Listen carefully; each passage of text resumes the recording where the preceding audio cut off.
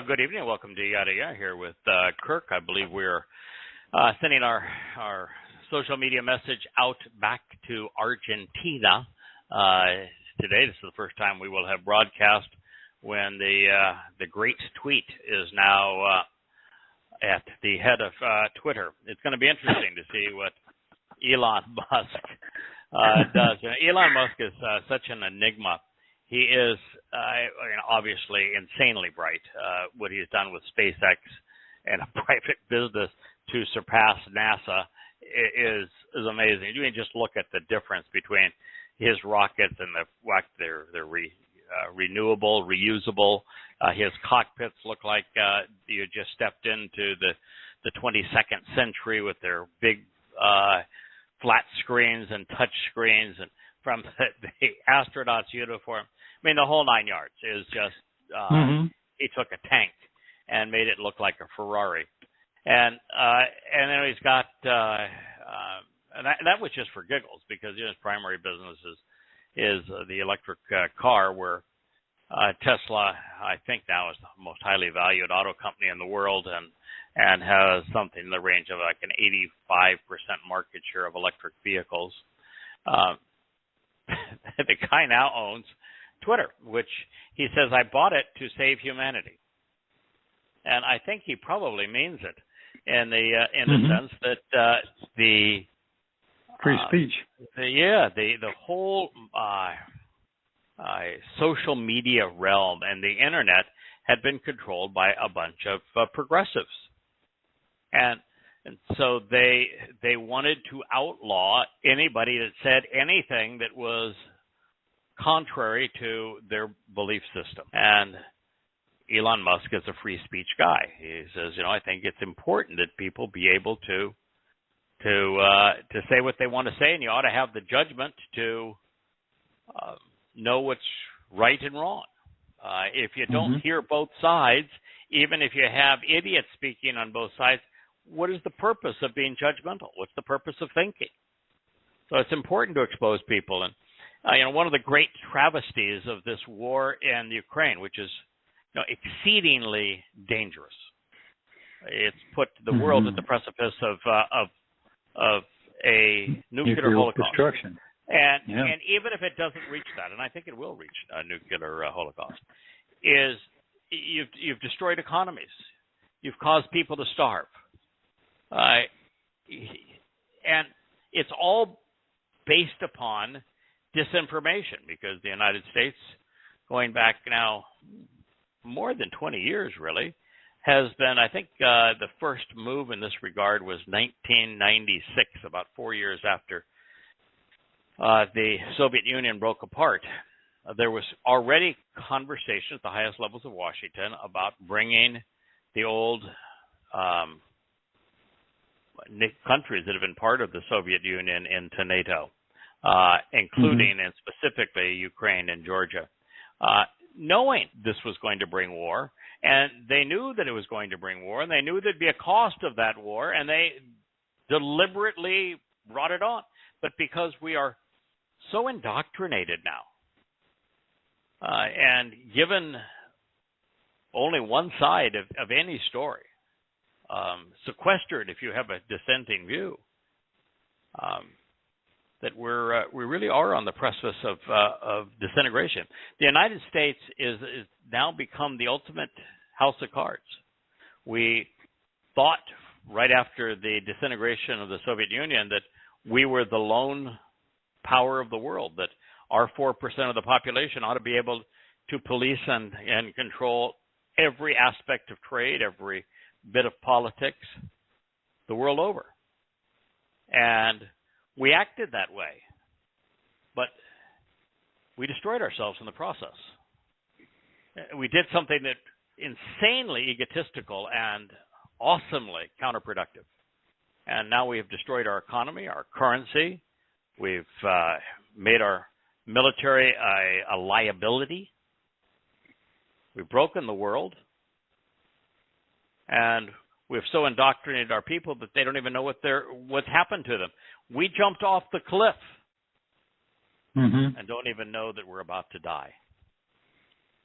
But it is a sad thing, and that's a good thing that Musk, who is a pro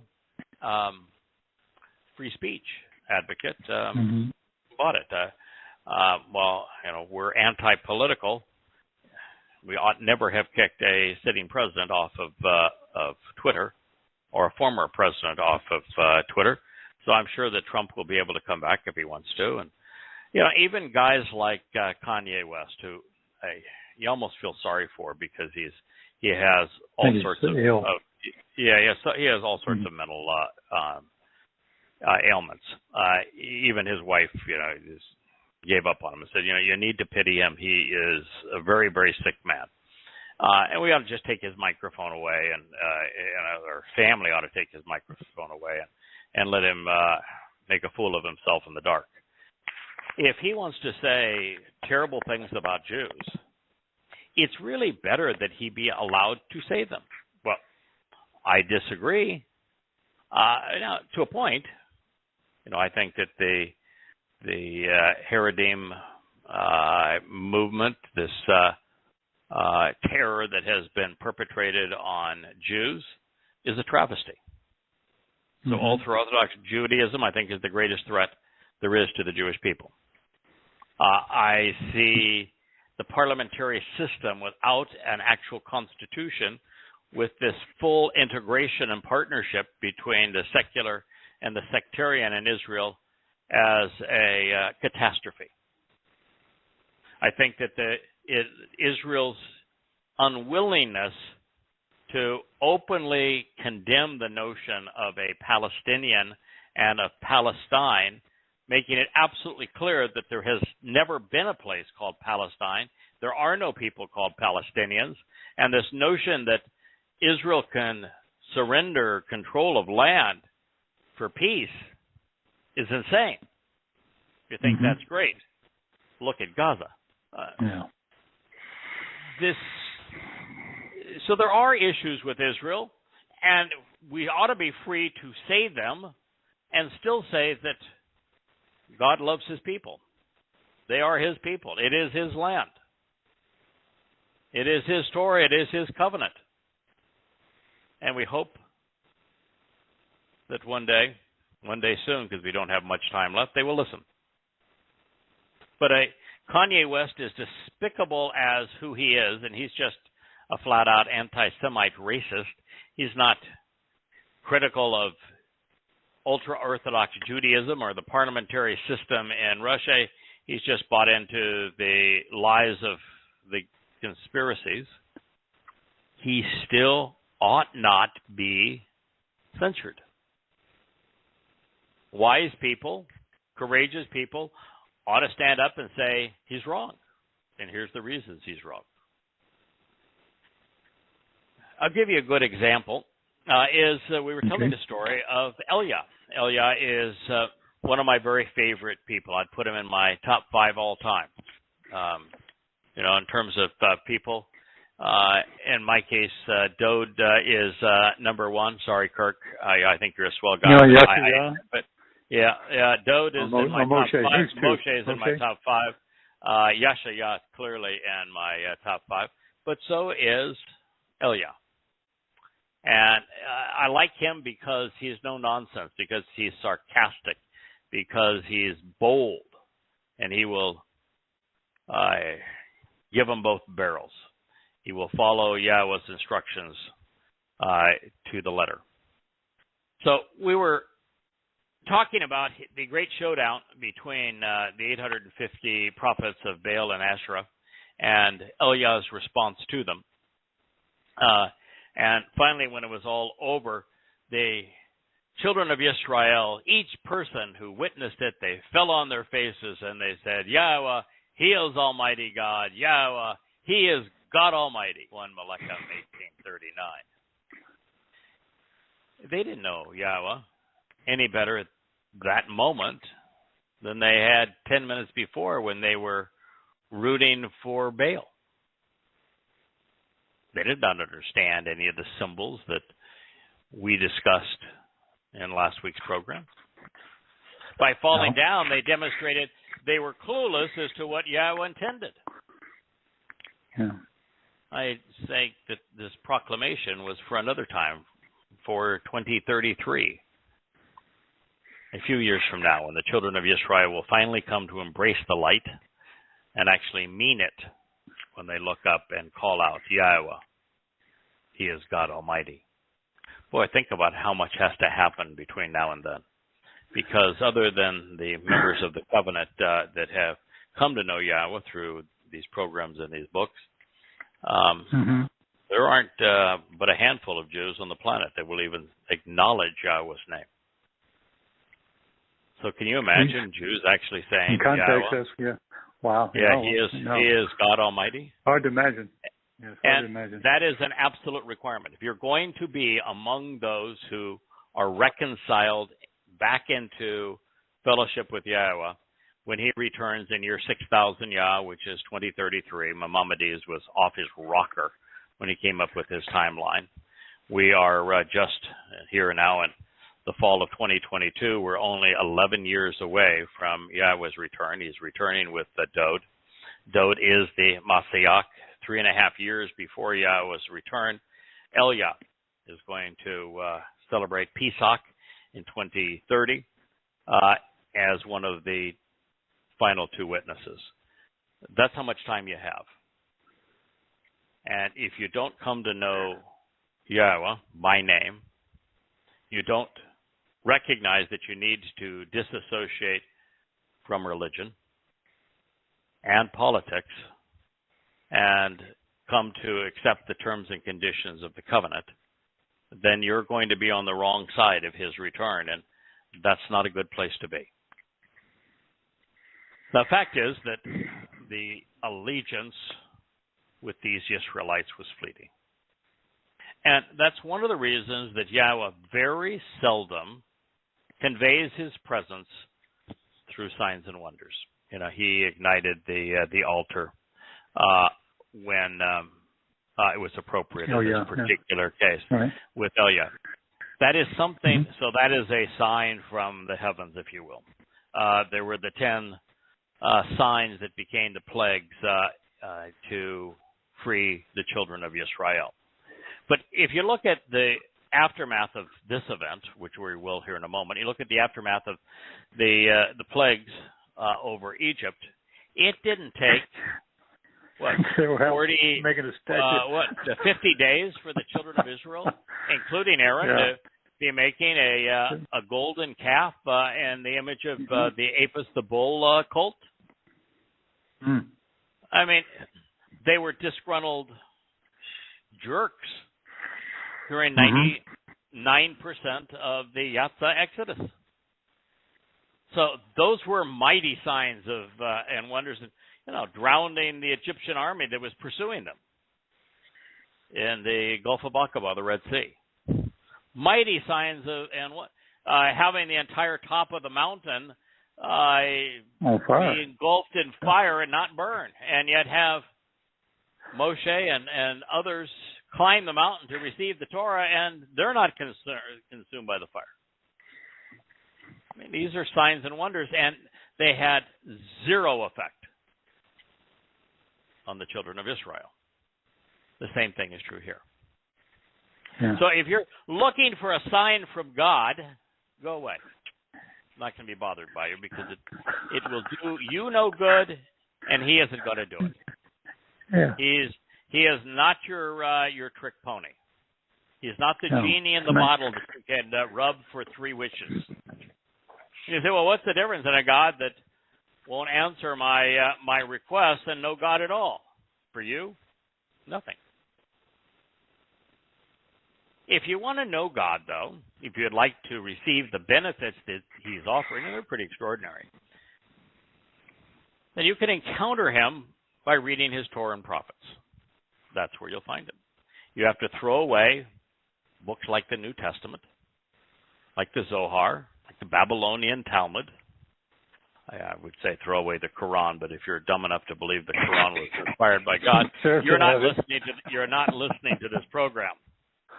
But once you've thrown away the religious books, once you recognize that that it really doesn't matter which moron is the head of your government. They're all rotten to the core. Then you're in a position to at least listen to Yahweh.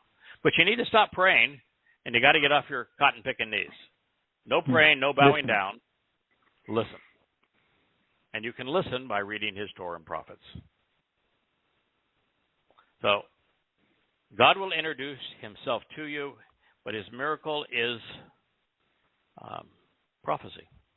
The fact that he predicted things in the past that have subsequently come true. That's how he proves his existence.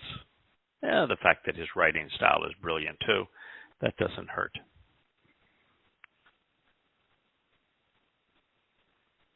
It is the attempt of a loving father to embrace his children, not to scare them.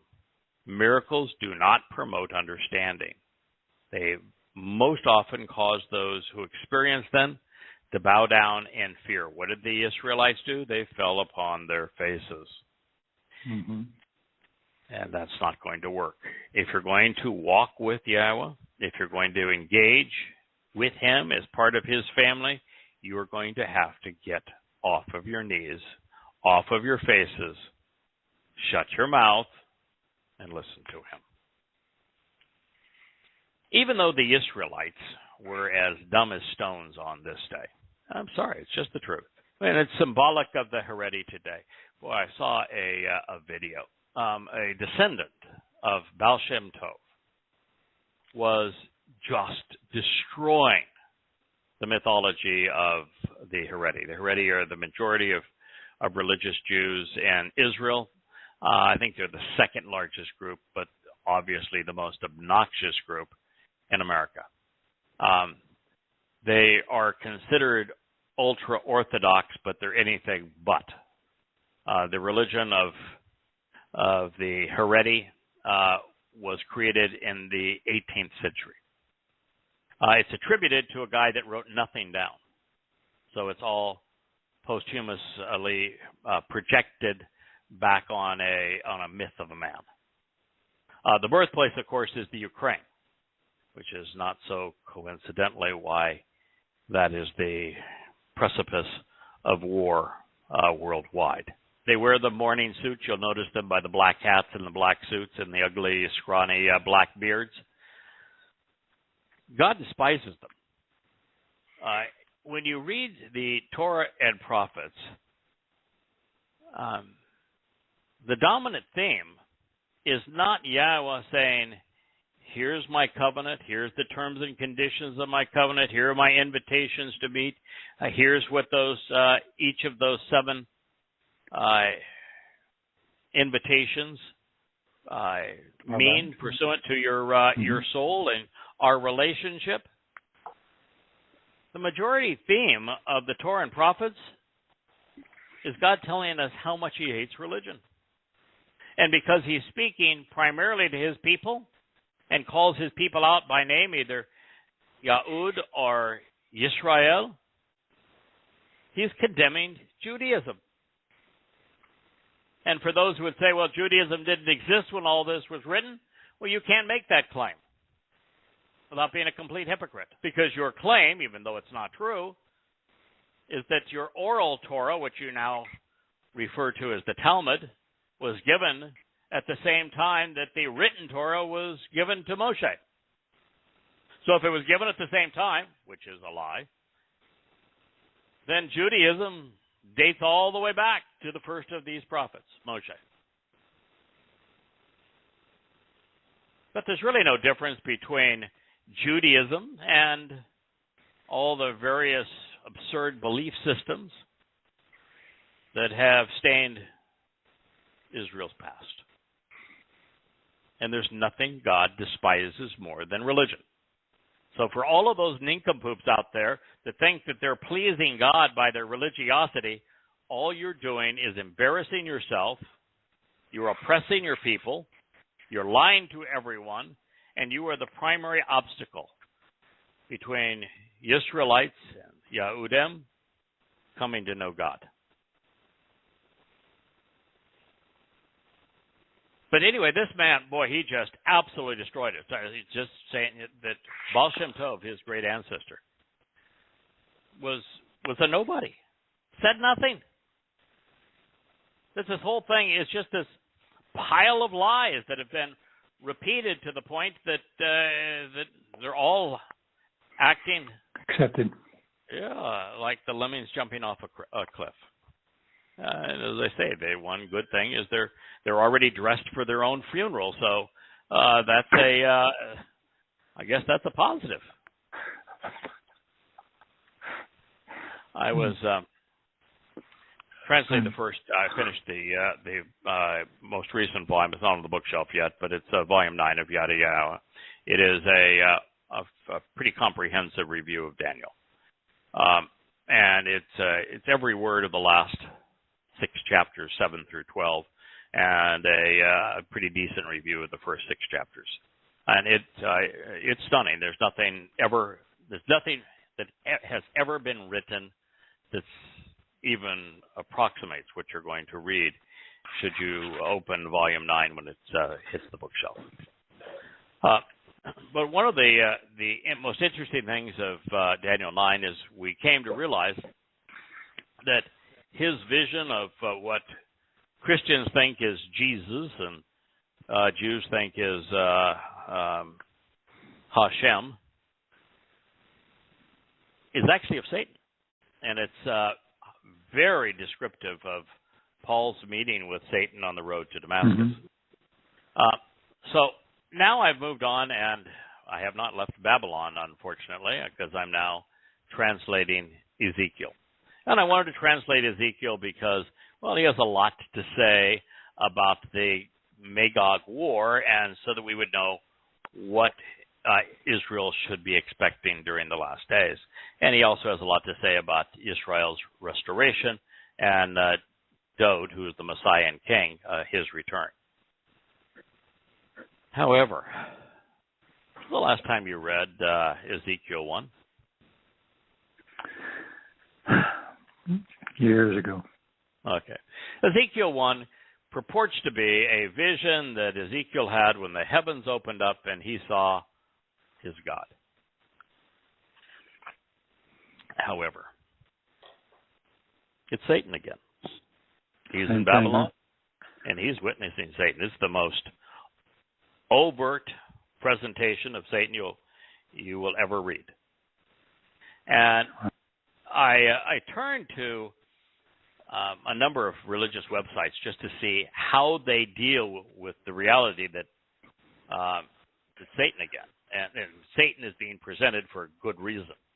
Same reason that Daniel witnessed Satan while he was in Babylon. Ezekiel is witnessing Satan in Babylon, and the next 33 chapters of Daniel focus on a single thing, why guy hates religion and politics. So who is the inspiration of religion and politics that emerged out of Babylon? Well, Satan, of course. Satan. So you set the whole thing up and saying, here he is. This is the consequence. And so I read them, and it was particularly painful to read with Shabat, the voice of Hasidic Judaism, maybe the most influential voice in Jewish life today, had to say. The rabbis actually believed that that was their God, and that it is the presentation of the spiritualism that is found in the Kabbalah and in the Zohar, and it is the inspiration for Kabbalah and the Zohar. Well, I guess they got that part right. That's true. Yeah. It just has nothing to do with God. Mm-hmm. Of course, there's 4 astrological signs. There's 4 beasts that are allegedly representing God that really represent Satan. There are 4 beasts, and they are beasts. It's translated as living creatures, but the word means wild animal or beast. And 4 of them, and they have 4 faces. And the 4 faces are the 4 corner astrological signs that govern the 4 points of a compass and the 4 seasons, and they represent the primary four religions, the Babylonian pagan religion that morphed into all of the others, Judaism, Christianity, and Islam. And you read a Christian account, they are the four Gospels. So it is astonishing how people will take something that's demonic and twist it to something positive. I mean, the encounter ends by this beast burning the house of God. So it's pretty despicable, and in your face that it's wrong, and yet no one seems to be able to figure these things out, and that is the problem of religion. It warps a person's mind so that they lose the ability to think. So, I would say that the Israelites on that day are symbolic of the Haredi today, and Elia didn't want anything to do with them, so he was one of them racially, by ethnicity, which is why we don't ever criticize someone by their ethnicity, ever. But he was not one of them by religion. He understood the consequence and the fate of false prophets, of those who speak for the Lord. And there's a lesson here for all who would dare promote religion, especially Judaism. So then Elia, which means Yahweh is God, said to them, "Cease of your own volition, having caught them in the act, arrest and restrain the prophets of the Lord, Baal, of those acting as master and owner with the intent of possessing and controlling, not letting a person among them escape or be spared." And they, after catching them in the act, took control of them, restraining them, and they brought them down to Elia and to the Kishon, which is a river that runs through the Jezreel Valley. And he killed them then and there. There were 850 total prophets. If you killed one a minute, it's 14 hours. If you killed one every 30 seconds, it's 7 hours. I don't think personally I have what it takes to swing a sword or wield a knife to do even the first of them, much less all of them. So I'm suspecting here there was some divine intervention again. But kill them all. But a poisonous snake in your child's bed is no trouble to kill it. It's going to kill your child. So that's what a father would do. Yeah. Oh, clearly. If you're, I don't have an issue with why it is but some people do. They kill think something that's deadly. No. If you're going to live in a home with your family and it's filled with brown recluse spiders, black widows, and flea-infested rats that have the bubonic plague, you either kill them or you let them kill your family. If you're going to move into a neighborhood with rapists and mass murderers and pedophiles, you'd better speak out against them and see to it that they're incarcerated before you subject your family to them. Now, we have to be a little careful. There was a nincompoop that would have nothing to do with us because he was obviously politically motivated, ran into Nancy Pelosi's house in San Francisco where her husband Peter was there wielding a hammer, and there's where's Nancy, and then proceeded to bash Peter, who's 80-something, in the head with his hammer. We are not prophets. I'm not. Kirk, you're not. No one listening to this program is. There hasn't been a prophet and won't be a prophet until Elia returns. Even then, he's not going to speak prophetically about the future. Dode will return in 2033. He is the most articulate of the prophets, but that's not going to be his role when he returns. Yahweh, was very clear, and well, actually, it was Dode who was speaking to us in Daniel. And when in Daniel 9, he's very clear saying there will be no more prophets, which makes it pretty hard to claim to be have a religion that's based upon the Torah and prophets, and then claim to have a Talmud, New Testament, and Quran, all of which came much later, and you claim that they were prophetically inspired. That would be impossible according to the testimony in the book. So you've got to be really careful here, because we do not live in Israel. We're not a prophet taking instructions directly from God. He did not tell us to go off and kill anyone. Our job now is to use the words he revealed through his prophets to expose and condemn those things that are wrong, and to affirm and promote those things that are right, that are consistent with Yahweh's testimony. That's our job. We are to use words. If somebody does something stupid, like Benjamin Netanyahu bribing the Haredim religious parties to allow them to suck the nation dry, to espousing, be paid to pollute their minds, that's a terrible thing, and we ought to say it. When the acting prime minister goes and touts about the two-state solution in the United Nations, that's something that's horrible, and we ought to speak out against it. This failed parliamentary system in Israel, we ought to besmirch it. It doesn't work. So, we can use our words, but don't resort to violence. You'll make a bad situation worse 100% of the time. It is not our job to do so. And frankly, the world needs more people who are willing to speak the truth boldly and bluntly. Yeah. Now, for these religious ministers, there would be no salvation, no escape. Their souls were on a collision course with Sheol. They were going to spend eternity incarcerated with the others who would preach in the name of the Lord. It's going to be a very religious place, hell is. Elia did not try to rehabilitate them. You know, if there's anybody in, what was the guy's name? Frank Former, I think. The something on high, power on high, that they used to write me and occasionally contribute.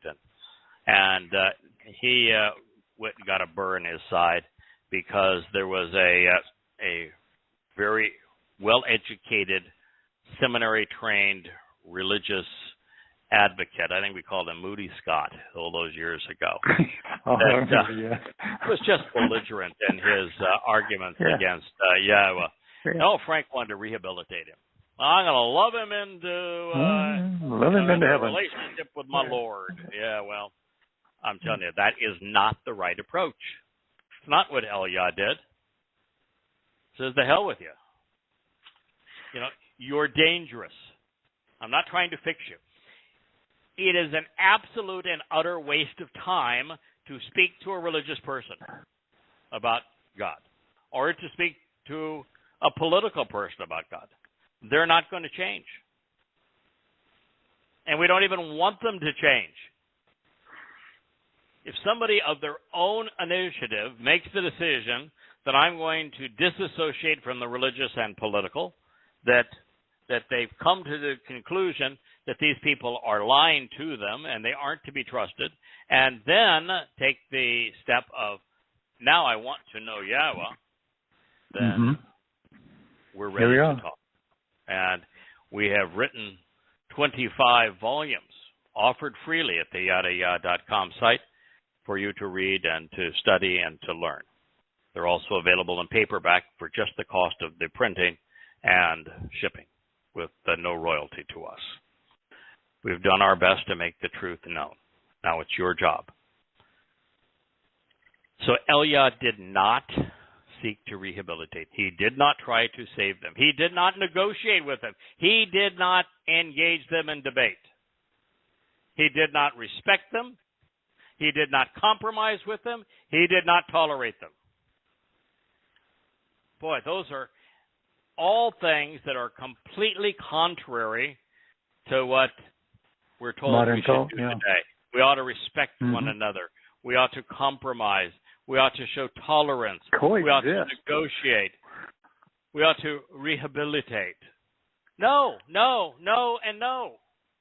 Now, this is a fellow that God trusts to such an extent that he's bringing him back. He's the only prophet being brought back during the last days to awaken his people. The other fellow's not a prophet. So that's the degree that God respects and trusts this man, Elia, and yet he did not try to rehabilitate them. He did not negotiate with them. He did not debate them. He did not respect them. He did not compromise with them. He did not tolerate them. They, like every religious cleric before and after, sought to negate the value of Yahweh's name by referring to their God as the Lord. It is the unforgivable sin which serves as the basis of the third statement that Yahweh etched in stone. It is the reason why there will not be a single religious Jew that will enter heaven. Not one. There'll be no Christians in heaven. There'll be no Muslims in heaven either. But our mission is to awaken Jews. Now, if you've been listening closely, you'll notice that this was the second encounter with the Nashal Kishon, the lure of the river. It flows through the heart of the Jezreel Valley. We're speaking of what occurred in the Jezreel Valley, specifically because Yahweh uses the occurrences in the Jezreel Valley to explain why he is divorcing Israel and why there's going to be a very long time out. So the last mention was when Deborah, she spoke out against the oppression of Israel and was successful and had a woman save the day. It was a mighty miracle that took place in this place. And it liberated Yahweh's wayward children from oppression and abuse. But now they were abusing him again. So God is fair. Those who align themselves with the Lord will remain associated with him. It's the coolest thing in the world. If you've been promoting the Lord God, you have an express ticket to Sheol, which was established to incarcerate Hasatan. So, considering the consequence of not restraining them and of failing to preclude their lives from continuing to infect his people, eliminating them from the presence of their most compassionate, this was the most compassionate and reasonable response. It is one of the things that is necessary in love. People say today that we have to stamp out hate. Exactly the opposite. We need to know what to hate and how to hate, because you can't love and protect those things that have value if you don't learn what to hate and how to hate. So back to the town again. If there's pedophiles in the town, if there's rapists in the town, if there's mass murderers in the town, if you do not speak out against these things and hate these things, then you're not in a position to love those that you should be merciful towards. So we need to know what to hate and how to hate. And from God's point of view, the thing that he hates the most are the spokespeople for religion. Mm-hmm. Now, when Elia returns on Pesach in 2030, and then during the following 3.5 years, his words will continue to torch the religious, one after another. They're all going to go down in flames. In this case, death wasn't even the penalty. The prophets of the Lord will be sentenced to spend an eternity locked up in the lightless realm of Sheol, from which there'll be no escape. They were given what they wanted, an eternity with their Lord. That's one of the nice things about the Haredim, too. They take all those group pictures, all wearing their black with their scraggly gray beards. They're going to get exactly what they want, an eternity. Good point. With the fellow Haredim. Boy, talk about a lightless place. Imagine it filled with those black suits. Hell indeed. Yeah, hell indeed. We ought not be bothered by the conclusion of this affair. This was not just a test between Yahweh and the Lord. It was a referendum on life and death. The same choice is before all of us. And the consequence and penalty remain exactly the same. The Lord is deadly. Associating with him will kill you. Religion is fatal. Never lose sight of this reality. This is not a game. All the while, Jezebel, who was the great patron of the priests of Baal and Asherah, she had come from Lebanon for the express purpose of bringing that religious rubbish with her. She had a conniption fit over the death of her prophets. They were the stalwarts of her religion, and the nature of religion and politics is that they go hand in hand. One justifies the other. They justified her claim to power, and with no one to support her, she decided that maybe what I'll do is I'll just try to kill the messenger. What could be better than putting a death warrant on Eliah, Yahweh's favorite person on the planet at the time? So I got a great idea. I'm trying to kill God's buddy. First of all, ain't going to happen. Second of all, pick the wrong enemy. She was not alone in her hatred for Yahweh. You know, when I mentioned that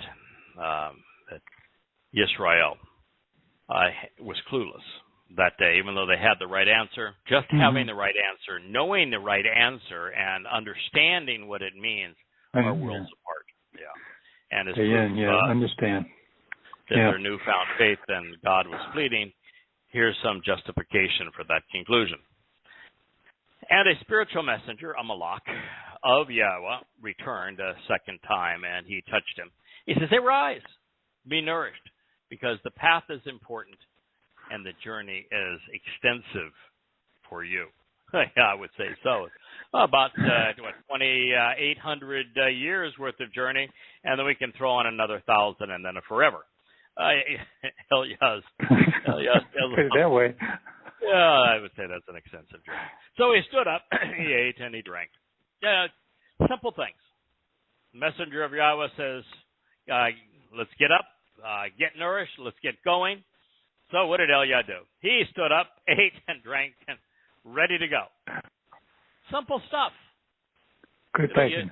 You want to be part of what Yahweh's trying to accomplish? Be like Noah. Be upright. Yahweh says, okay, this is what's going to happen, and I want you to build a boat, an ark. Okay. They went off and built an ark. Do what Yahweh is asking, and there's a good chance you're going to end up on the right side of this, particularly if you understand it, capitalize on it, come to respect Yahweh in the process. You will certainly end up as part of his family. So then he set out on a journey based upon the fortification of that meal for 40 days and 40 nights into Towrah of the mountain of God. 40, 40, 40, 40. It's always 40. 40 is important. You know, it rained for 40 days and 40 nights during the time of the aforementioned Noah. The children of Israel wandered 40 years in the wilderness trying to get their act together so Yahweh could let them into the promised land. It was the duration of a time of testing in both of those occasions. They were 400 years slaves in Israel, 10 times 40, a duration of a time of testing. 40 is a very important number because there are 40 Yobel. Yobel is 7 times 7 plus 1.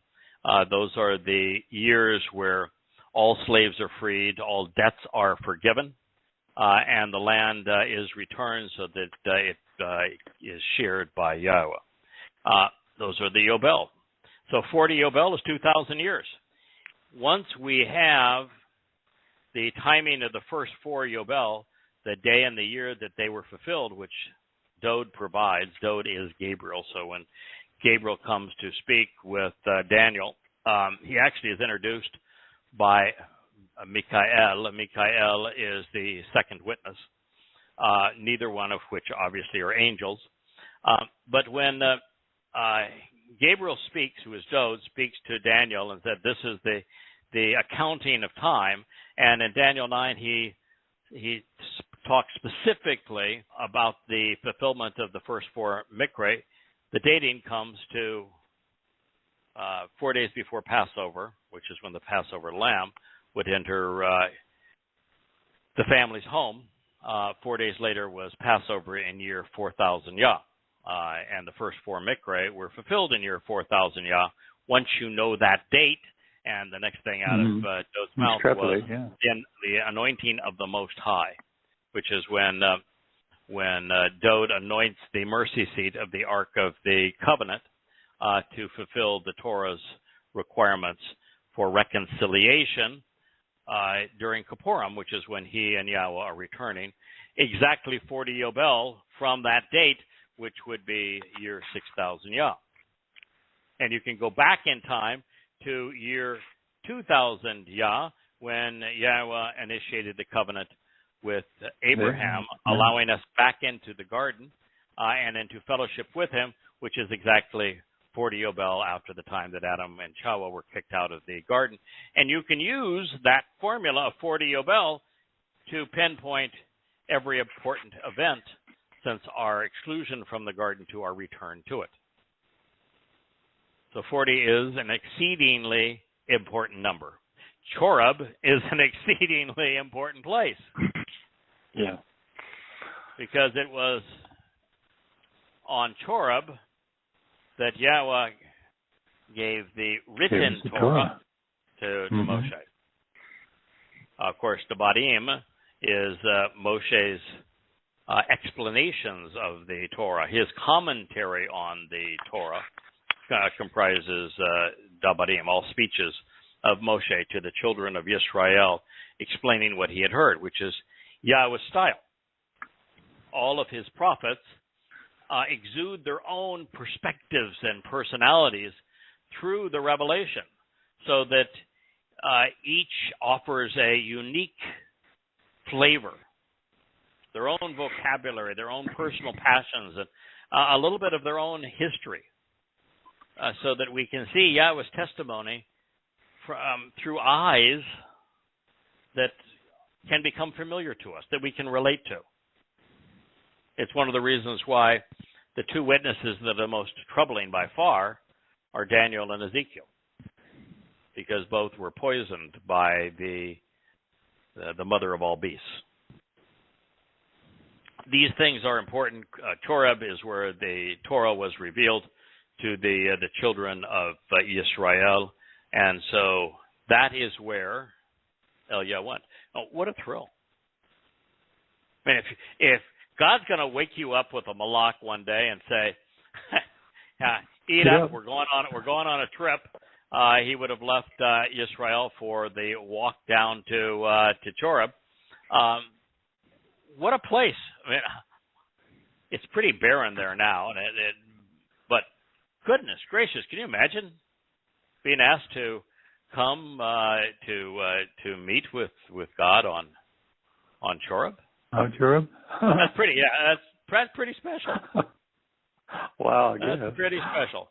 I was talking before the show began. I wanted you to get membership now that you're a Carmelian to Cypress Point. I'll move into your spare bedroom. We'll go out and play. Golf. But then you really will like me, huh? I will tell you, if the malach knocks on my door and says we're going to Choreb, I'm sorry. There you go. I'm sorry. You need another pal for the golf date. Yeah, I'll probably go with me. So that's weird. Anyway, he said he came to a cave, and there to spend the night, and there to become aware that the word of Yahweh came to him. So he's in Choreb. Word of Yahweh comes to him. She asked him, "Why are you here in this place, Eliah?" Well, of course, the obvious answer is, because you fetched me. Said, let's come here. But that wasn't his answer. He he had a different approach, and he replied, Yeah. Good one. I've been extremely devoted to the relationship with Yahweh. Well, pretty good answer. His answer's okay. That's a good one. I've been extremely zealous and devoted to the relationship, kana, with Yahweh, the God of the spiritual envoys. By contrast, the children of Israel have rejected and abandoned your familial covenant relationship. He was concerned about his people. Yeah. And he knew that the problem with his people is they had rejected the covenant. Very simple concept, the covenant. It's a family relationship, no religion allowed, simple agreement. God has 5 conditions. There are 5 benefits. Straightforward, simple agreement. The only way to survive this life is to accept the 5 terms and conditions and receive the 5 benefits. Conditions, I could spew them out for you, but it would be just like, Yahweh performing the miracle 5 minutes after I said it. Even if you regurgitated them, it wouldn't do you any good. What I would recommend, if you do not know them, is go to yadayah.com and click on the book that is labeled Family. It's about the 4th, I think. And no, it's actually now not the 4th, because the first 3 are an introduction to God. Then you have Beginning is the next one, and so it's going to be about 5 or 6 book sets. It's called Family. Click on it, open it, read it. That's one of the shorter volumes, and it will lay out each of the 5 conditions of the covenant and the 5 benefits, and how we know that they are these. So he replied, I've been extremely zealous and devoted to the relationship with Yahweh, the God of the spiritual envoys. By contrast, the children of Israel have rejected and abandoned your family covenant relationship. They have torn down and destroyed your altars. They have murdered your prophets with the sword, and I am here by myself. And they are searching for me to take my soul. Kirk, I did this about 10 years, during which time there was almost no one other than Yahweh and myself. We now have a wonderful team devoted to publishing the books, editing the books, managing social media, building a marvelous website at yadayah.com, disseminating this message. It's a wonderful family partnership. But a lot of that time, there wasn't. And during the time that there just wasn't, I never once felt alone. I get up in the morning, couldn't wait to spend time with Yahweh and to learn from him. And that's really where Eliah's position was. It doesn't matter. I wrote Prophet of Doom, and after writing Prophet of Doom and doing about 5,000 radio shows under my actual name, I received about 10,000 death threats, fatwas, and the like. I never ducked, never felt vulnerable, never ran for cover. Didn't need to. Yahweh was there to protect me. If you're going to do what Yahweh wants done, I can assure you Yahweh's going to see to it that you get to do what he wants done. And Eliah would have known that far more than me. In the order of things, Eliah would have come after Shamuel. He lived after Dode and Solomon. But he came before Hosea, which is the book we'll be analyzing over these next few months. He preceded Yashayah, my favorite prophet. Shabauk, who is... Cool dude, Cool dude, man. Shabauk is the guy that absolutely spits Paul out, tears him. Shoot him up, spit him out, there's nothing left of Paul in Christianity by the time you read Shabauk. Yirmiyah, which also an exceedingly articulate and bright man who was given the opportunity to cover the breadth of human history. Yaketzel, which I'm translating now, I'm going to survive my second trip into to Babylon, but not one of my favorites. but I don't even know how many times I'm going to even say this name, Daniel. Oh, my goodness. There was a messed up individual. Zechariah, another extraordinary individual, fun man to read, wonderful prophet to translate, and equally so with Malachi. That's where he fits in this timeline. So, had he read Dode's 91st or 119th Mizmor, the 91st is God's promise to protect those who are engaged in his business, he would have been celebrating his arrival at Towrah, the mountain and sword of God, where the Torah was revealed. Even with the preponderance of his people seeking to kill him, it would have meant nothing. It wouldn't have cared. He would laugh at it. Yeah, I'm just a witness. I'm not a prophet. And yet, even after receiving thousands upon thousands of death threats in the wake of Prophet of Doom, and then a decade working alone, as I've shared on the initial volumes of Yada Yahowah, an introduction to God and questioning Paul, I have never ducked, never hid for a moment, never felt isolated or threatened. Yahweh is great company, and he is fiercely protective of his children. Now, to be fair, as ill-prepared as I was when he invited me into his service, and I was invited by default, there was no one else who was willing, God had to bolster what little he had to work with. Eliah goes and says there's 7 spirits that are going to shore this dude up. So I was in good company and have always been, recognizing that I would be the first of my kind as a goy and the last in the long line. Yahweh couldn't take any chances. Yom Kippurim still hangs in the balance. What follows serves as a fitting conclusion to our time. This time with Eliah, we're going to get another opportunity to be with him in 2030, which 8 years from now. On that day, and all Yisrael as well will be the case when he returns, there were only 7,000 men, women, and children who had not bowed before Baal, the Lord. That is not to say that any of these knew Yahweh apart from Eliah, only that this was the full extent of those who were not paying homage to the Lord by being religious. Therefore, addressing his return, Yahweh's messenger announced, I will leave a remnant, sparing a few who will be left in the end, within Yisrael.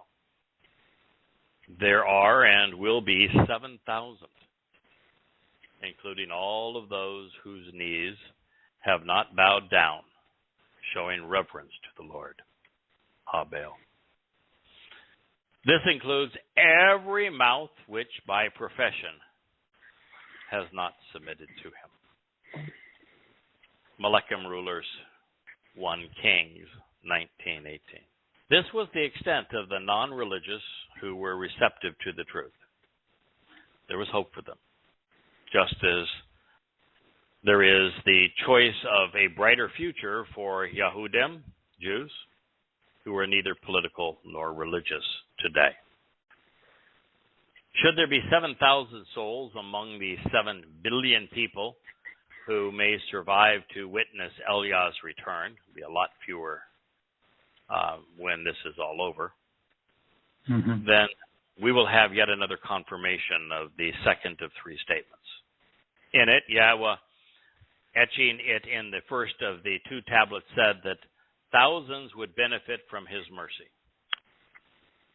Thousands among billions is 1 in a million. All the while, things went from bad to worse for King Achab and his company. Then Ben-Hadad, the king of Aram, gathered his troops together along with 32 kings, horses and chariots with them, and they went up to besiege Shamaron and conduct war. He sent messengers to Achab, king of Yisrael, into the city, and they said to him, "Thus says Ben-Hadad, your silver and your gold are mine. The prettiest of your wives and children are mine." These guys are always charming, aren't they? Yeah, piece of work. Oh, yeah, piece of work. You know, okay, Achab was an absolute piece of crap. I mean, Achab is absolutely, unequivocally going to spend his eternity in Sheol hell, along with Jezebel. It would be hard to be a more disgusting human being than he. That still does not give anyone, including Ben-Hadad, the right to say, your silver and gold are mine, your prettiest of your wives are mine, your children are mine. Mr. Hadad, should I end up being your judge, you will spend eternity with Mr. Achab. Then the king of Israel answered and said, "My lord, O king, according to your request, I am yours and all that I have." You know, when you don't know Yahweh and the world is against you, make a deal. What choices do you have? Mm-hmm.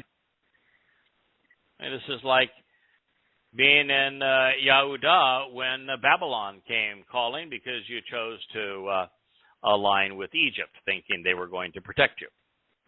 Yeah, you can fight them and die, or you can surrender and hope to live. Neither is the right answer, by the way. The right answer is to do what Hezekiah did, which is to dust off the Torah, start reading it, rid the country of all religious shrines and artifacts, and then begin to celebrate the Mikra as they were intended. And then Yahweh will send your foes away. In fact, he might even kill them for you. That's the right answer, but we didn't have anybody on this day that knew the right answer. But the messenger returned and said, "Thus says Ben-Hadad, stating, although I have sent unto you, saying, you will deliver to me your silver and gold, your wives and children, nonetheless, I will send my servants to you tomorrow about this time, and they will search your house and your houses of your servants. Then it will be that whatsoever is pleasing in your eyes, they will take away." For the sake of the women and children, not the king, among the 7,000 convinced their capitulating monarch, are to allow them to take a stand against the marauding horde and demonstrate Yahweh's support of his people. He simply acquiesced. They did, and Ben-Hadad ran away to fight another day. A few years later, however, once again, deceived by his prophets, Achab pursued the Syrian king, knowing that he would be targeted. He convinced the king of Yehuda, Jehoshaphat, to wear his royal robes into battle while the king of Israel donned a disguise. But as luck would have it, Achab's deception failed when a random arrow found a joint in his armor. He would bleed to death. Uzziah, his son, would follow in his father's footsteps of his 22-year reign, it should be noted. And he did evil from Yahweh's perspective because he walked in the ways of his father and in the way of his mother, also in the way of Jeroboam, who caused Israel to be religious. He served Baal and made pronouncements on his behalf and worshipped him. He provoked Yahweh, the God of Israel, to anger, consistent with everything his father had done. You want to provoke Yahweh? Be religious. The degradation of Yisrael and Jezreel is all the consequence of religion, of worshiping Satan as if he were God. Nothing is more irritating to Yahweh or more damning for humankind. Matter of fact, once you have the proper perspective on the book of Daniel, and even the introduction to Ezekiel, and you witness them through the testimony that Isaiah provides in the 14th chapter of how Satan will arise in the milieu of Babylon and that his purpose will be to be worshipped as the God of religion, above the Most High. It all falls into place. The Lord God of religion is Satan. Unfortunately, the treatment required to forestall religion's malevolent growth would be harsh and unrelenting. It would be nearly 3,000 years before this invasive and crippling malignancy would be arrested in the remnant of God's people. Here's an example. Now Moab, which means who's your father, rebelled, seeking to expand by revolting against Israel, which means those who contend with God, after the plague of death and pandemic disease, the Maweth of Achab, father of the brethren.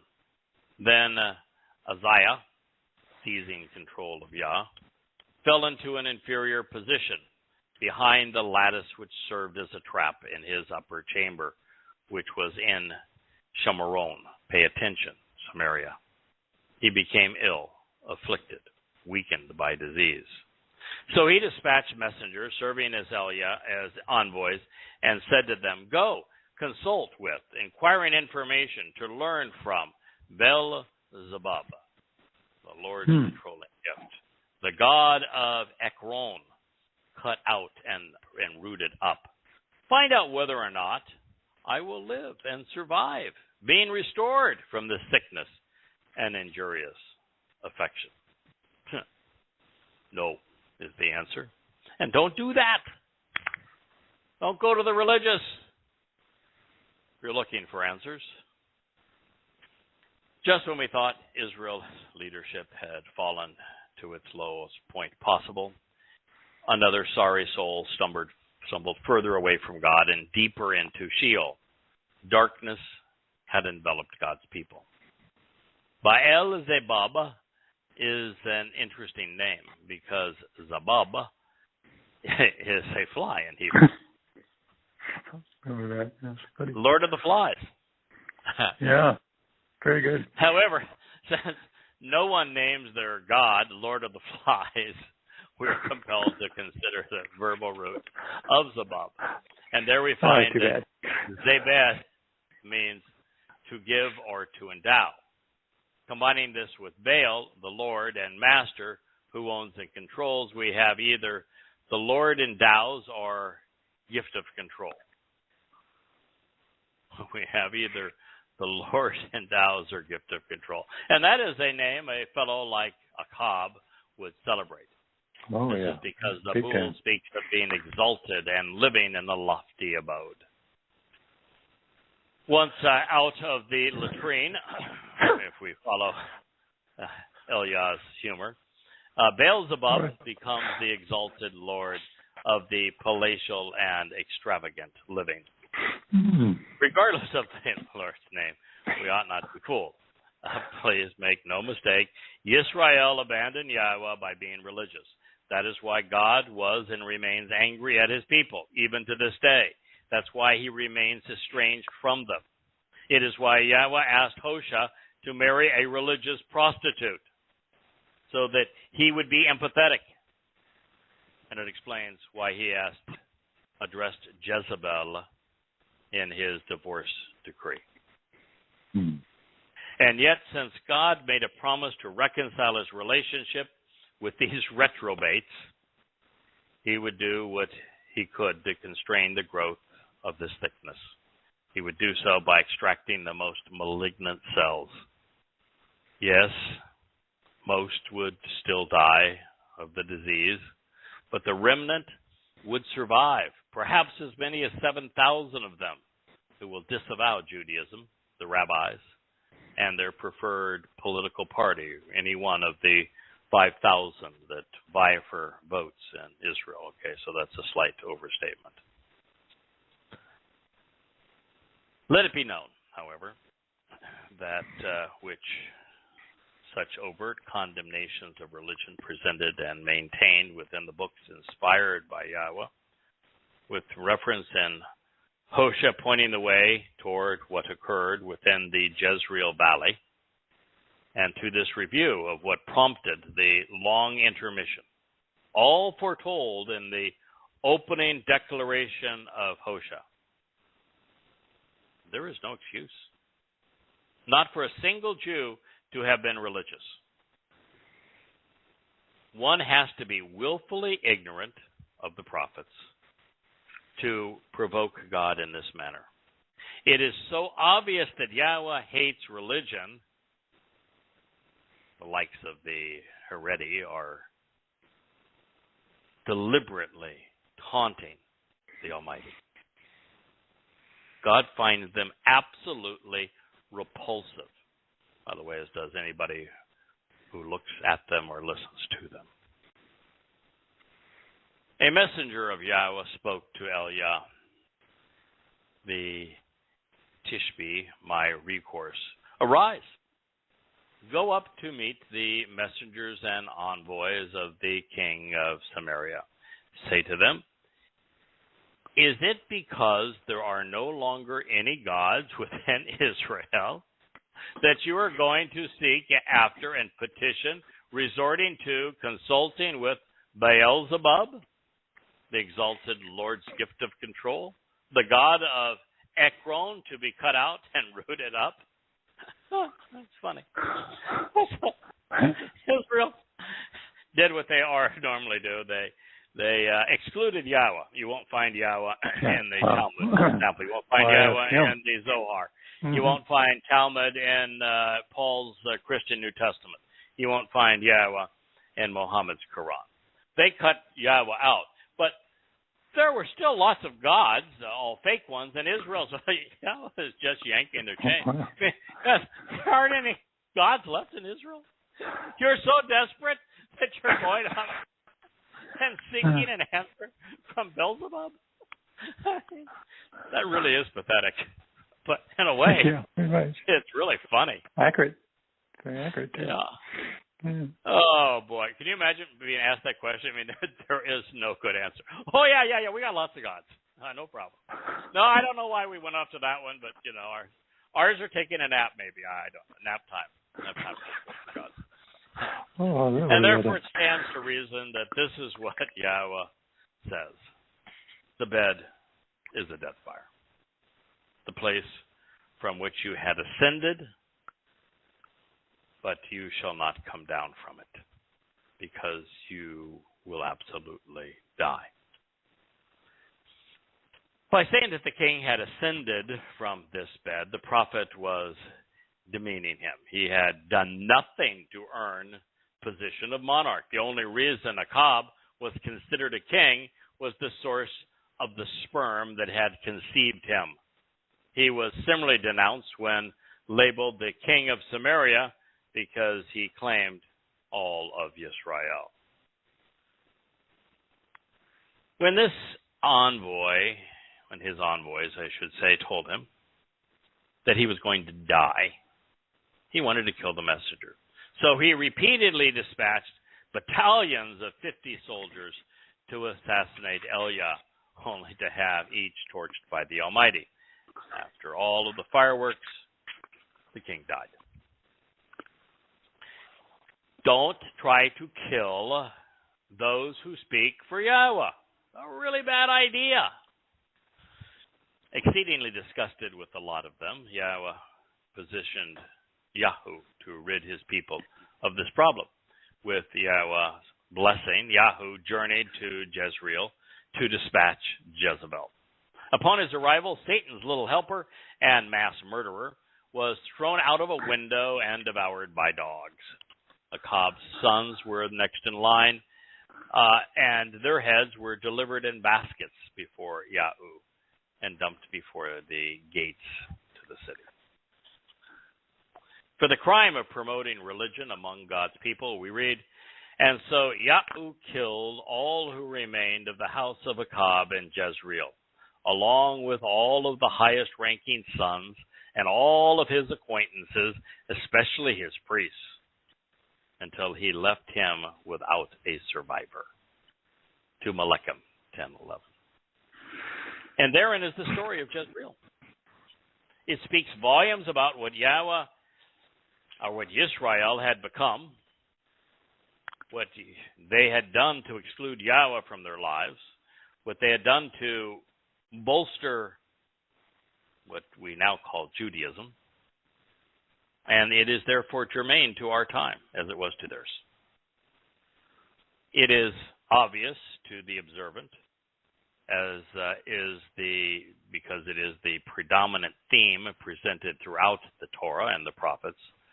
God's problem with Israel has always been their preference for their religion over the relationship he had offered. But here in the Jezreel Valley, this realization is inescapable. Israel had become as perverted and as corrupt as the Goyim surrounding them. And as a result of their disgusting religion, the only thing which distinguished these degenerates from other nations is that their epic failures were duly recorded for us to consider. And because Yahweh has not given up on them, while they have gone down in flames, they have risen from their own ashes. It is a luxury that other nations have not been afforded because they succumb to their epic failures. Well, the history of Israel and Yehudah is tragic. It's stained with religion. The Goyim who have abused them have been no better. And this is also clear. There can be no question that Israel has brought the divorce decree that we're going to read about in Hosea, this long intermission from God, upon themselves. But do not write them off. Yahweh has not replaced them. A day is coming when he will reconcile their tumultuous relationship. Only one question remains. Will you be among those who eschew Judaism in time to become a Yehud again, which means beloved of Yah? 2 decades ago, this is where my enduring and passionate relationship with the Word of Yahweh began. I started translating Hosea, and it is what has led to this epic journey into the very presence of God. We have witnessed creation, eavesdropped in the garden. We have boarded the ark. We've walked alongside Abraham. We were eyewitnesses to the formation of the covenant and with the Yatsa exodus from Mitzrayim.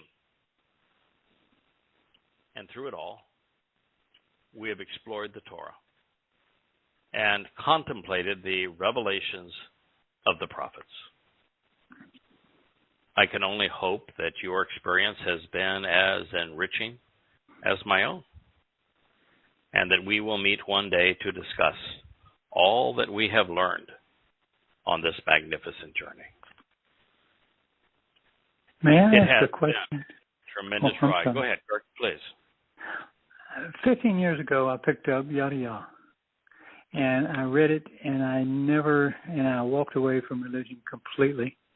I was never really religious in the sense of what I think of most people are. I went to church to find out answers about God that I couldn't figure out for myself. When I read Yada Yahowah, I knew immediately, okay, I know that's right, I put that, you started filling in gaps. But what is the attraction with religion? I mean, other than going there to find out something, the way I approach it, there's nothing about it that's appealing to me. Well, why do these people, so many? Why do you think the Haredi are unwilling to teach English to any young Haredi boy? Well, obviously control and keep the money into themselves and all that kind of thing. But I mean, my God, you can make. Why do the Haredi require that their constituents have phones that they control, where websites are specifically blocked as access to the internet? Why do you think that They tell them they can't have televisions and computers. Why? Why do they require them to spend their lives being indoctrinated with the Talmud and rubbish attributed to Baal Shem Tov? Why? The answer is pretty straightforward. They want to control them. If anyone had half a brain and was exposed to what Yahweh was saying, these translations of Yahweh's words and commentary, they're not going to be religious.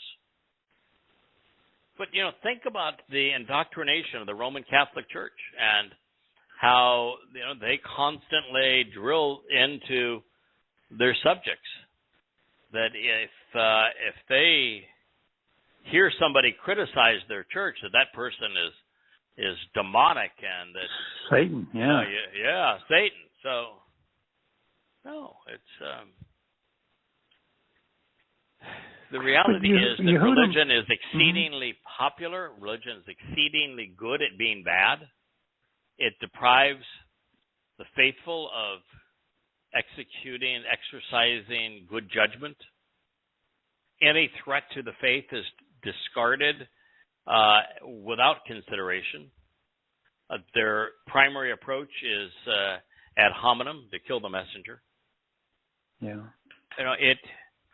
For many thousands of years, the consequence of stepping away from religious indoctrination was a torturous public death.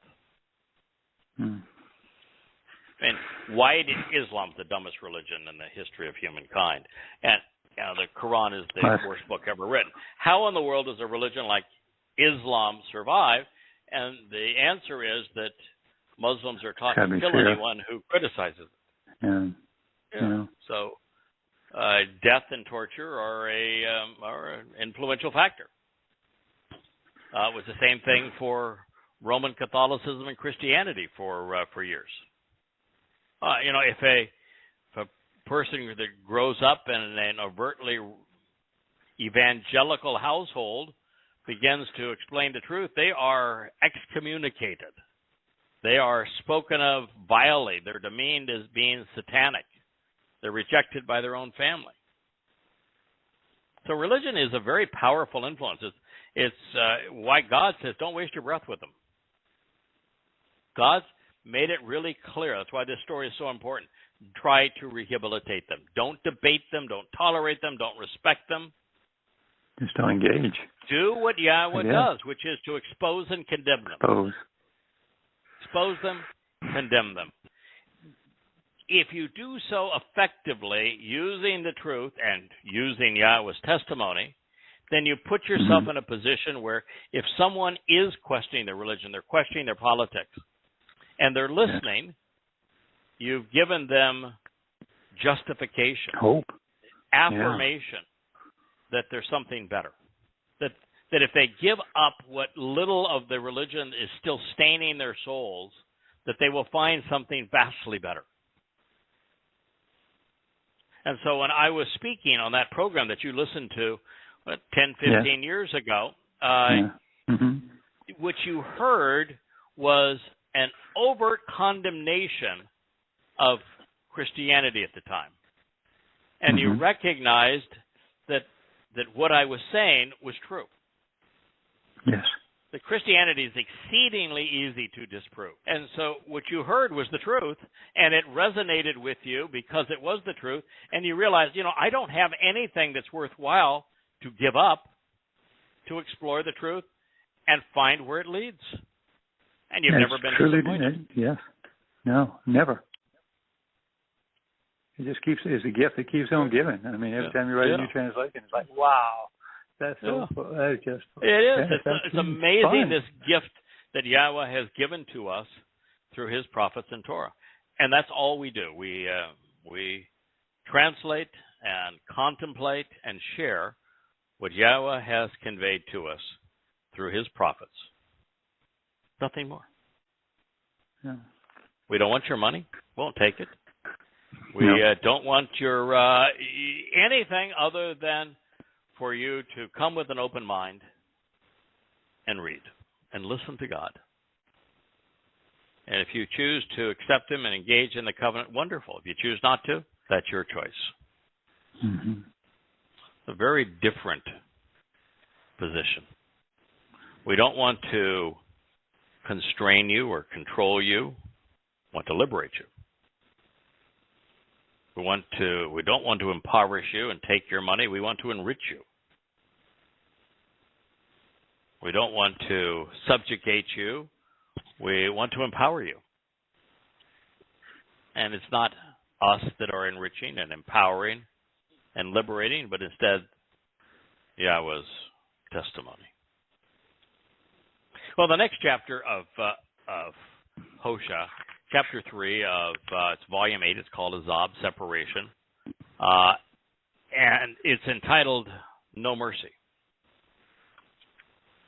Had Israel listened to God, they would have recognized that their religion was not only precluding them from receiving the blessings Yahweh had intended for his people, but it was also responsible for the litany of debilitating consequences derived from continually antagonizing.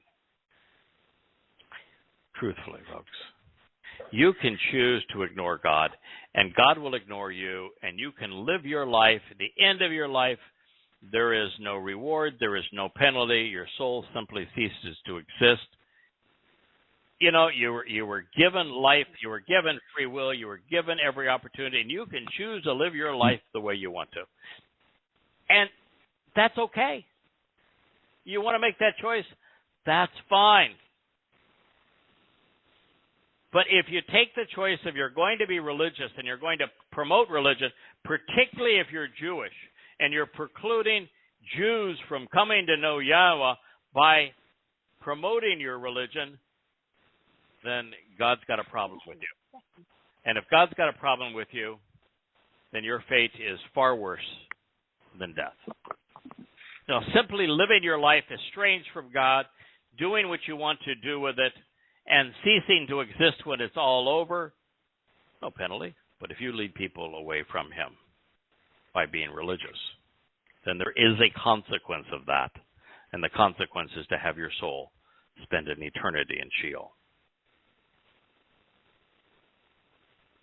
That is antagonizing God. The past 3,000 years should have been different for God's people. There would have been no Assyrian, Babylonian, Greek, Roman, or Muslim invasions. No diaspora, no Holocaust, no Judaism, no Christianity, no Islam, no communism, had Israel listened to Yahweh. There would have been no Talmud, no New Testament, no Zohar, no Quran, and no Das Kapital. Oh, what a wonderful world it would have been. Rather than Israel being the least valued, most demonized and denounced nation on earth, it would have been the most universally praised. Now, there was a lot of claims there. I said, if Israel had stopped being religious, there would have been no Assyrian, Babylonian, Greek, Roman, or Muslim invasions. Yes. Every situation would have been like Hezekiah. Every situation would have been like Dod. Dod knew Yahweh, responded based upon Yahweh, never lost a battle. With Hezekiah, they turned to the Torah, started celebrating Pesach, Matzah, and Bakorim, and Yahweh eliminated the army that had come to destroy them. But had there been no Judaism, there would have been no diaspora. There would have been no Holocaust. Judaism is responsible for Christianity, Islam, and communism. Paul was not just a Jew, he was a failed rabbi. And the Jews that allowed that religion to grow in their place, shame on them. All they had to do was to say, are you crazy? Read the book. The book says that Dod is the Messiah. The book says that Dowd is the Son of God. It says that Yosha here is the Passover lamb. The whole basis of your religion is wrong. If they had said that, Paul would have been dead in his tracks. Christianity, the most viciously long-lived anti-Semitic terror against God's people, would have been stillborn. Without Jews selling readings of the Babylonian Talmud to Muhammad, Islam and its Quran would never exist.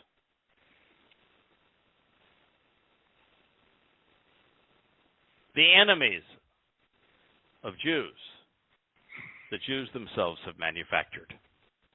But alas, the prophet's whore would conceive again, begetting generations of unfaithful children. We'll share this, and Kirk, we've reached the end of our broadcast period, and I got you. So we will we'll continue this next week. But we read, this is Hosea 1:6.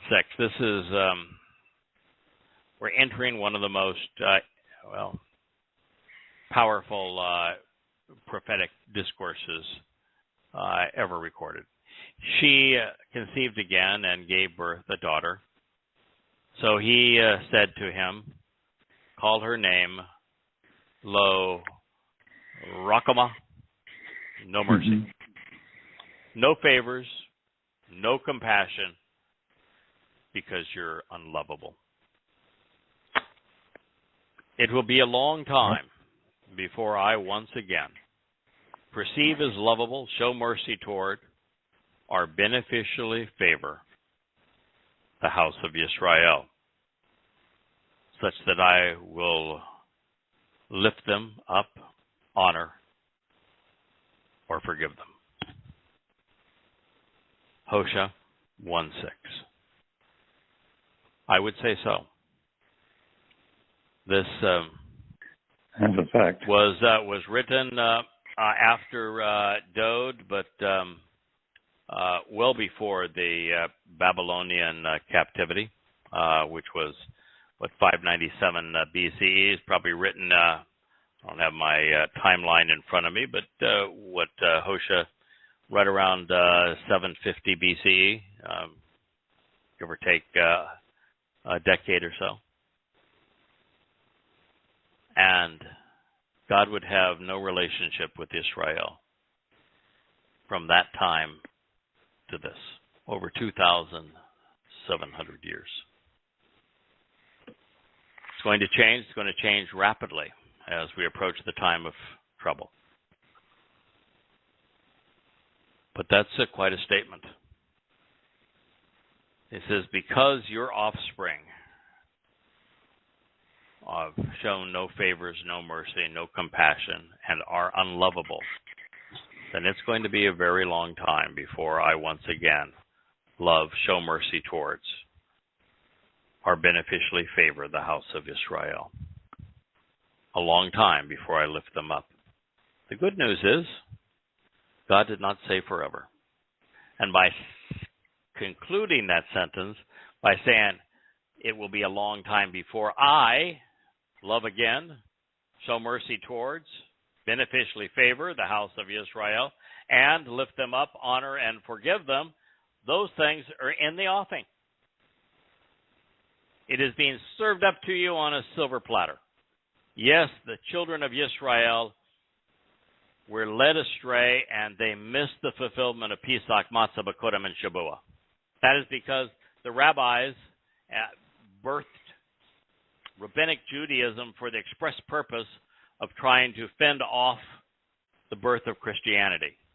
And so, rather than simply explain the truth that Yosha was the Passover lamb and that Dowd is the Son of God and the Messiah, they created this religion that was completely antagonistic towards Yahweh and his fulfillment of the first four Mikra. And so you missed it. The opportunity for eternal life, the opportunity to be perfected and adopted into Yahweh's family, the opportunity to be enriched and empowered and enlightened by God. Pesach, matzah, Bikurim, and Shavua. But there is a second chance for Jews. It's called Kippurim. The day of reconciliations, when the door is opened once again to Yahweh's home. This is the day that Dod will come back and he will anoint the Kipporeth, the mercy seat, to reconcile Yahweh's relationship with his children. But to be among that remnant, you're going to need to acknowledge Yahweh's name. You're going to need to understand the terms of the covenant and accept them. You're going to need to start attending the mikveh as they were intended, and not as the rabbis have destroyed their value. For example, everything that the rabbis sponsor that is part of their Pesach Seder is Babylonian in origin, pagan, and in great opposition to Yahweh. The rabbis have completely eliminated Chag Matzah, which is the day that the stain and stigma, the stench of religion is expunged from our souls, perfecting us before God. Now, the removal of an ingredient is all there is left of it. The rabbis don't celebrate Bikurim because they have no clue what it means to be part of God's family as a child of the covenant. And because Christians have claimed Shavua as their Pentecost, rabbis are opposed to it as well. And so there is no time of enrichment and empowerment for God's people. Having missed all of these in your 4,000 Yah, led astray by your rabbis, God is saying, I'm going to give you a second chance. There is a time I will forgive you. There is a time that I will lift you up. There is a time that I will love you again. And that time is fast approaching. Yom Kippurim in your 6,000 Yahs 2033. And you might say, well, it's only 2022 now. I got 11 years. Some of you might. Yes, some of you might. 2/3 of the Israelites are going to die between now and then. So if you're amongst that group, then you have forfeited this opportunity. And why would you want to wait?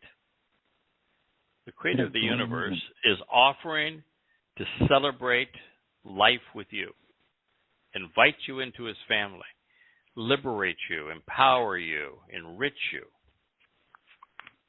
love you, raise you, teach you, keep you safe. Why would you want to put that off? He is not asking for much in return. He does ask for 5 things, but all 5 of those things are in your interest. He doesn't want your money. No, he doesn't want you praying to him. He doesn't want you worshiping him. Doesn't want you to make any donations. Don't have to make any pledges. Don't have to join an organization. He really doesn't want much from you. The things he wants are all in your interest.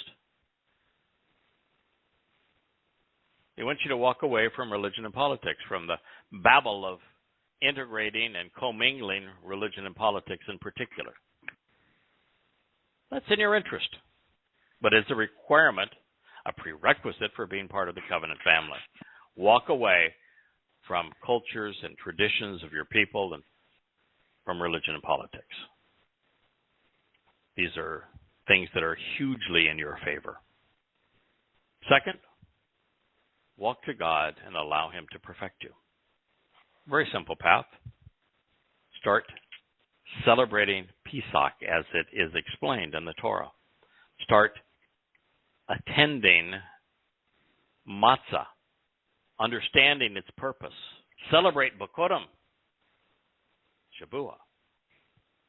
Join us in becoming a living manifestation of Towrah to exclaim Yahweh's message so that your lives can be reconciled with God and you can camp out forever with him on Kippurim and Sukkah. That's the path. Then God says, trust and rely on him. To trust anyone, you need to know them. You need to understand what they're offering if you're going to rely. This isn't about faith. This isn't about beliefs. God has no interest in either. He wants you to come to know him, and based upon what you know, put the pieces together to understand so that you can trust and rely upon him. That's the third condition to being part of the covenant. Relying on the truth when the truth is being offered by the creator of the universe, also a very good thing, is it not? Yes. The fourth is to closely observe, examining, considering the terms and conditions of what God is offering and expects in return. That's the conditions that we're sharing right here of the covenant.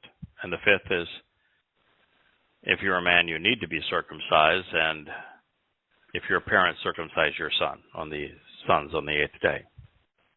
It is the sign of the covenant. Those are the 5 conditions.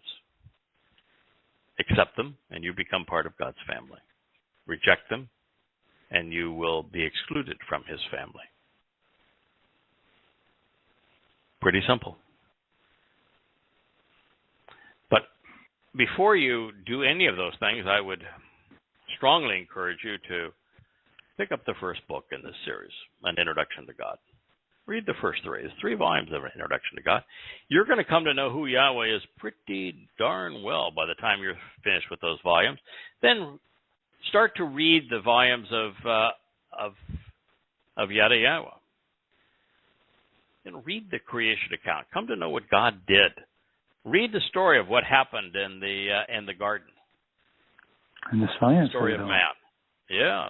It is so fascinating. The characters and the story and what's being told. And it's important because that's where we're being invited back. This whole plan of 6 Moed Mikre leading to the 7th and camping out with God is a return to the garden. So come to know what it was like there. See if you would want to be part of that. Read those. And then what you'll find is there is a volume devoted expressly to the first 3 Moed Mikre, explaining what Pesach, Matzah, and Bikurim represent.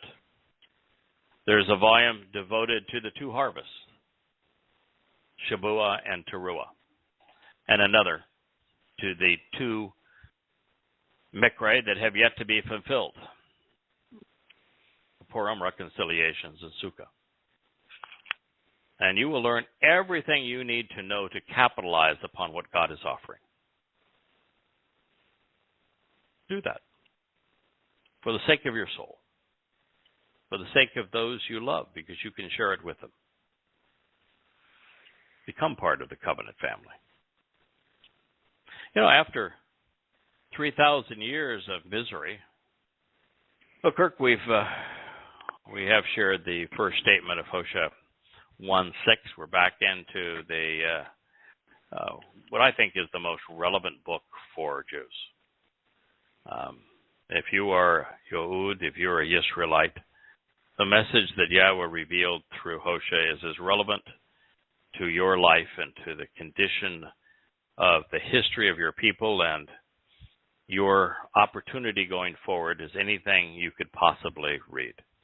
And so we will systematically go through the rest of this book and share with you what God shared with us. So thank you for being part of the program, Kirk. Look forward to being with you this time next week. And for all of those who have stayed with us in Argentina this wonderful evening, may Yahweh bless a happy Shabat to one and all. Good night. Shabbat shalom. Good night.